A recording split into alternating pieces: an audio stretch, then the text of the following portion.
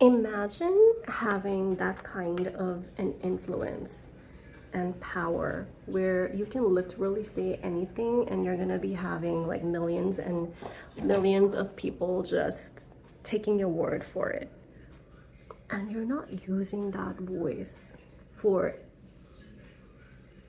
anything. You're only using that voice to fill your own pockets. And you know what? Get that money. Get that money. But imagine the kind of satisfaction you feel if your voice actually matters enough where it changes how the world sees things.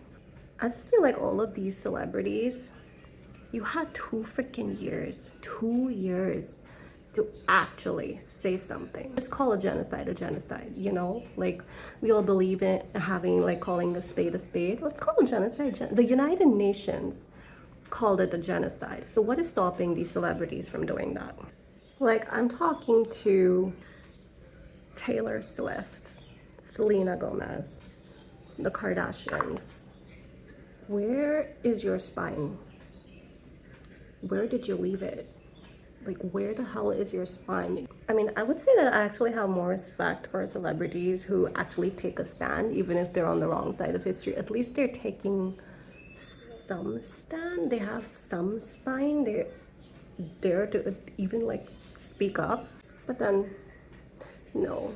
I guess it's even more abhorrent when you can just go back in history and see everything and fact check and you still choose the side of the oppressor. I mean, yeah, you're an evil person if you do that. Definitely, you're an evil SLB if you take the wrong side. But at least you're not a spineless wimp. You know what I mean? And these people have nothing to lose. They have nothing to lose. I'm talking about like all the Khans in Bollywood, the top celebrities in Hollywood. You have nothing to lose. What are you scared of? Seriously, what are you worried about? Who are you pandering to? When you have billions of followers on Instagram and you make a statement like that, you are still going to have, if not billions, then millions of followers.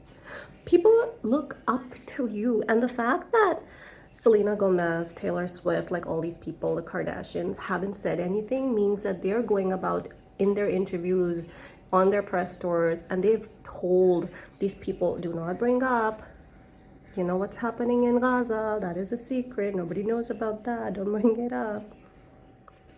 I think this whole thing in Palestine has just really opened my eyes to so many things that, you know, like people you thought are good people, you thought are friends, they're like literally siding with genociders. People in India who know very well what it's like to be oppressed. Like, we were under British rule for the longest time. They stole everything from us. So, like, why are you on the side of the oppressor? Like, I really don't understand. And you have nothing to win or lose. You have nothing to do with this at all. Why do you feel so strongly about it? Is it just because you're a racist pig? Or is it because you believe in the IDF's cause? Which one is it? And then there are people who pretend like, oh, I have nothing to do with it, whatever, you know, not my monkey, not my circus. Okay, we get that. Then why do you want the world to cry when something happens in your community or your country? Why do you want the world to side with you? Why do you want sympathies of everybody if this is how you believe that, oh, it's none of my business? Okay, then just shut up when something happens to you, right? None of anybody else's business. Let's all be selfish. Just like that racist A on Friends, David Schwimmer said, nobody is asking you to solve the conflict in Gaza. Yes, no one's asking you to solve it.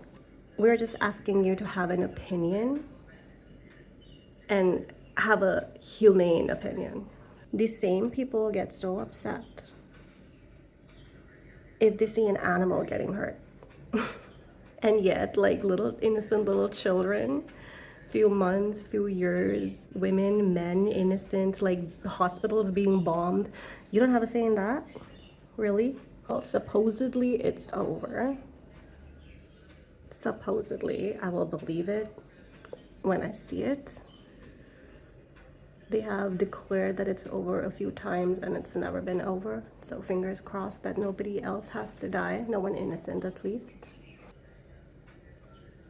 Oh, well, I hope that the coming year, coming months, going to be peaceful. Imagine living in a war zone for 2+ years, not knowing like if this is your last day, if this is your kid's last day. Like anytime a bomb can just be dropped on your head, and there's nothing that no one's doing. Like the world is watching. The whole world is watching, and no one has anything to say. I mean, that is like a fear that's been you're surrounded by witnesses, you're being murdered, and the most powerful people in the world are on the wrong side. Can you imagine that? That you're just being killed and your entire neighborhood, your family, your friends, everyone's watching, and no one's doing anything. Like the most powerful people, the police officers, the government officials, people who are supposed to look after you, take care of you, the United Nations, everyone's just sitting and watching, and they have a lot to say, but no one's stepping up and doing anything. Can you imagine? It's like a fear that's been unfolded years. And then these same people who have lost their families, lost their houses, lost their schools, lost the hospital that they probably had people they knew in, when they're telling people about it, they're being told, ugh, what a victim narrative, always playing the victim card. Like, who else is a victim? You, who's sitting in your bed watching sitcom all day and night, eating popcorn, are you the victim? Who else has a right to play the victim card? Play the victim card, in your opinion. Anyway, so that was my little rant, and I've been very vocal, not as vocal as I like to be, but I've been very vocal on my social media and like posting stories and just trying to educate people who are on the wrong side of history in like a nice way. And also like sometimes I do lose my cool. It's just been a very overwhelming time for people who have a heart and a soul, and people who actually care about people that they've never met or known. And like, yeah, there are people, but what about here, but what about there, whatever.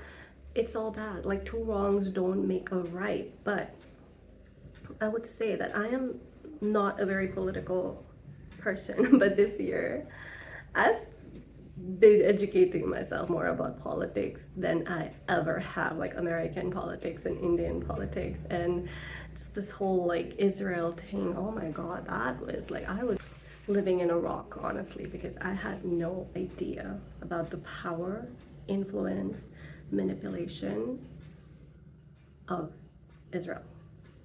It's bizarre to me. And I'll tell you, it is fun to be in ignorance. It really is. Like, ignorance is bliss. I truly believe that. And this whole like educating myself about the important things going on in the world has been very overwhelming, stressful, just on the verge of depression sorts. Like, it's really like, so I guess I understand people who don't care, but it's also easier not to care when you don't know about something. But it's all over social media for 2 years. There is no reason for you to not know what's going on. So how do you still not care? Because to say that I just don't know, that is not the luxury that we have anymore. We know at least the basics to form an opinion. If you still don't care, then ask yourself this: why? You don't care that innocent people are getting murdered, or you don't care because you feel like it's not your people? Maybe a little something to think about.